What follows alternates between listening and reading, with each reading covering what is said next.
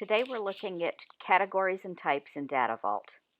So the first thing that we're going to do is open DataVault, type in your master password. You'll see that each of the items that you have has a folder and a subfolder, otherwise known as a category and a type. You can access your categories and types by going to Tools and Settings. You'll see that you've got both Manage Categories and Manage Types. We're going to look at Manage Categories first. You'll see that you've got 3 to start with: business, personal, and unfiled. You can delete your business and personal. You can add as many as you'd like. Unfiled is required by the system, so you can't get rid of it. Be very careful when deleting a category, because if you've already got items in it, deleting the category will delete all of the items. So make sure that you move items before you delete a category. You can easily add a new category by tapping the plus button at the top. Give it a name. We're going to call this one Education. After you've typed in the name, tap Done, and you'll now see your new category. Notice that you can also see the number of types associated with the category underneath.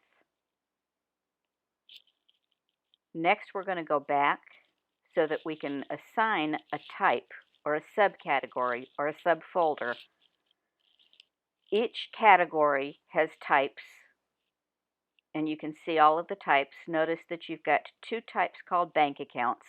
One is associated with business and one is associated with personal. You can't use the same type for different categories, so you'll have to create different types to go with each category. Tap the plus sign at the top, and you can add your new type. We're going to call this one Student. Tap on the parent, and you assign your education category.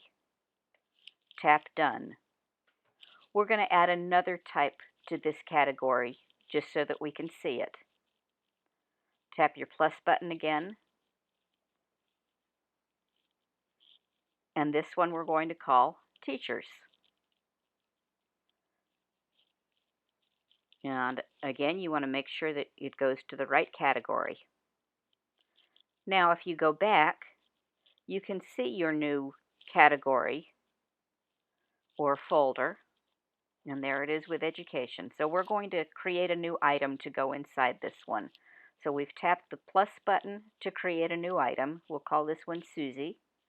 We're going to choose the education category, and it comes up with the first type that it sees, and in this case, students. And you can enter whatever information you want. Add a new item to this, and we'll label this one Name, and the contents we'll just call Susie. And we'll add in some notes, and we'll say Good Student, and tap Done, and back. And now you've got your education category, you've got 2 types, and you've got some information under one of the types. And it really is just that simple.